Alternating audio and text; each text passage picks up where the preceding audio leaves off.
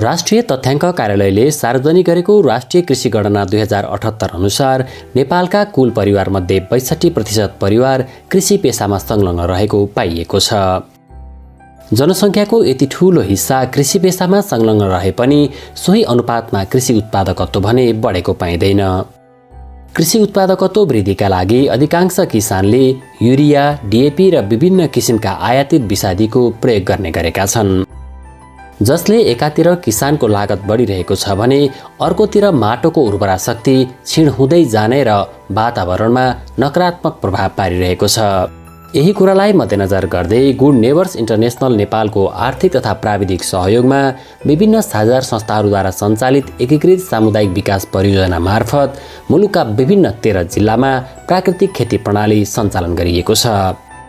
1 वर्ष अगाडि लेले सामुदायिक विकास केन्द्रसँगको सहकार्यमा सुरु गरिएको यो खेती प्रणालीमा वातावरणलाई कम हस्तक्षेप गरी प्राकृतिक स्रोत साधनको अधिकतम प्रयोग गरेर खेती गर्न किसानहरूलाई प्रोत्साहित गर्ने गरिएको छ।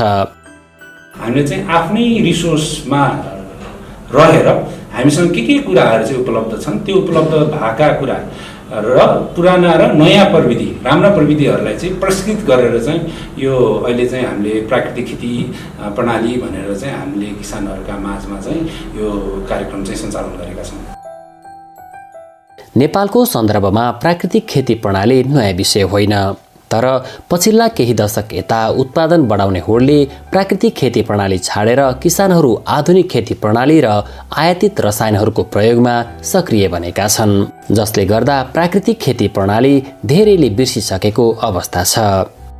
रसायन प्रयोग गरेर खेती गर्दा उत्पादकत्वमा केही वृद्धि भए पनि किसानहरूको लागत बढ्ने, वातावरणमा असर पुग्ने र माटोको बनोट तथा उर्वरा शक्तिमा ह्रास आउने हुन्छ, जसले कालान्तरमा समग्र कृषि क्षेत्रमा नै नकारात्मक असर पार्छ।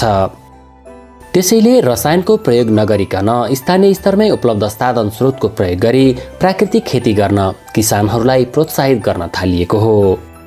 मैले यो गोलीबडा 2टा टनेल लाएँ, यसमा मैले केही पनि हालिनँ, एकदम राम्रो भयो। गोलीबडा काउली पनि एकदम राम्रो भयो, बन्दाहरूमा कुनै विषादी हालिनँ। गुण्यबस संस्थाले चाहिँ हामीलाई सहयोग गरेपछि हामीलाई आत्मबल हाम्रो अलिक बढ्यो। प्राकृतिक खेती प्रणालीबाट यस्तो विषादहरू प्रयोग गर्नु हुँदैन, स्वास्थ्यलाई असर पर्छ भन्ने कुरा पनि थाहा पायौँ र विषादहरू किन्नु नपरेपछि लगानी पनि कम भयो, स्वास्थ्यमा पनि फाइदा नै भएको छ।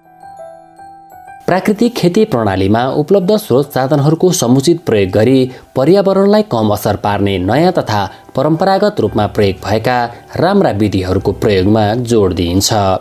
यो खेती प्रणाली वातावरण मैत्री र गुणस्तरीय छ। कम लागतमा कृषि उत्पादन हुने भएकोले यसबाट किसानहरूले उच्च प्रतिफल पाउँछन्। प्राकृतिक खेती प्रणाली 4वटा सिद्धान्तमा आधारित रहेको छ, जसमा छापो राख्ने, बिना खनजोत वा न्यूनतम खनजोत गर्ने, कम्पोस्ट मलको प्रयोग गर्ने र सूक्ष्म जीवको वृद्धि गर्ने रहेका छन्। प्राकृतिक खेती प्रणालीबाट कृषि कार्य गर्न संस्थाले सबैभन्दा पहिला लक्षित समुदायबाट अगुवा किसान छनौट गर्ने गरेको छ। यसरी छनौट भएका किसानहरूलाई जम्मा गरी उनीहरूकै खेतबारीमा प्राकृतिक खेती सम्बन्धी स्थलगत तालिम दिने र उनीहरूकै नेतृत्वमा गाउँ-गाउँमा समूह गठन गरी यो खेती प्रणाली प्रवर्धन गर्ने गरिएको छ। खेती प्रणालीका बारेमा जानकारी दिन कृषक पाठशाला विधि अपनाइन्छ, जहाँ किसानहरूले खेतीका लागि आवश्यक ज्ञान हासिल गर्छन्। ललितपुरको गोदावरी नगरपालिकाका केही किसानहरूले समेत प्राकृतिक खेती प्रणाली अपनाएका छन्। जमिन धेरै खनजोत गर्दा माटोको बनोट बिग्रने हुँदा कम खनजोत गर्दा हुने र रोगकीरा व्यवस्थापनका लागि आवश्यक जैविक तथा वानस्पतिक प्रविधि घरमै तयार गर्न सकिने हुँदा यो प्रणालीबाट खेती गर्दा लागत कम भएको उनीहरूको अनुभव छ। मुख्य कुरो त हाम्रो शरीरलाई जस्तै नै बिरुवालाई पनि सूक्ष्म जीवाणुको आवश्यक पर्दो रहेछ, हैन? अब त्यो कसरी, अब हामीलाई त थाहा नै थिएन नि, हामीले त एउटा इएम भनेर प्रयोग गर्थ्यौँ।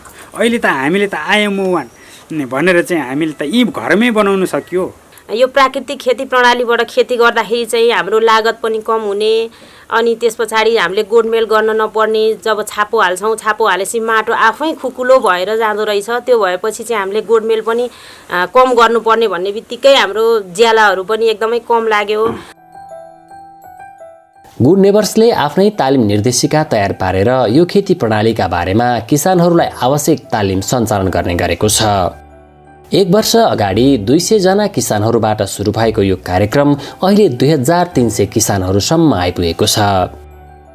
कार्यक्रम प्रभावकारी देखिएपछि सुरुमा सानो क्षेत्रफलमा यो प्रणालीबाट खेती थालेका किसानहरू अहिले थप क्षेत्रफलमा यो प्रणाली अपनाएर खेती गर्न थालेका छन्। किसान मैत्री भएकोले यो प्रणालीले किसानहरूलाई प्राकृतिक खेतीमा उत्प्रेरित गराई व्यवसायीकरण गर्न सहज हुनेछ।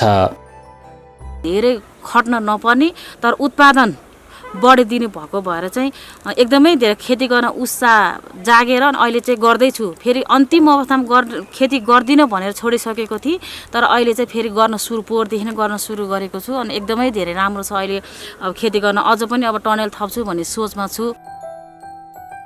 प्राकृतिक खेती प्रणालीको सबैभन्दा सकारात्मक पक्ष भनेको स्थानीय स्तरमै उपलब्ध स्रोत साधनको प्रयोग गरी खेती गर्न सकिन्छ।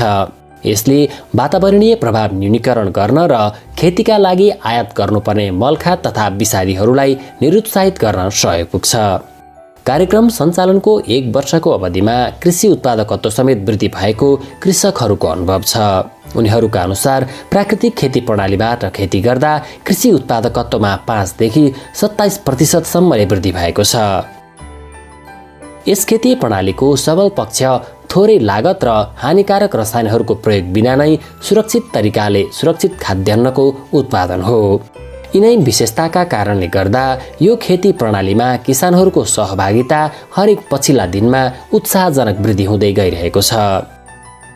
छोटो समयमै कार्यक्रमबाट प्राप्त भएका उपलब्धि र सिकाइलाई मूल्याङ्कन गरेर संस्थाले आफ्ना अन्य कार्यक्षेत्रमा समेत यसलाई विस्तार गर्ने तयारी गरेको छ। कृषि आम नागरिकको जीविकोपार्जन र आर्थिक तथा सामाजिक लगायतका समग्र पक्षसँग प्रत्यक्ष जोडिएको क्षेत्र हो। त्यसैले कृषि क्षेत्रमा देखिन थालेको यस्तो परिवर्तनलाई महत्त्वपूर्ण उपलब्धिका रूपमा लिन सकिन्छ। यस्ता उपलब्धिलाई मुलुकका अन्य क्षेत्रमा समेत विस्तार गर्नुपर्ने आवश्यकता छ।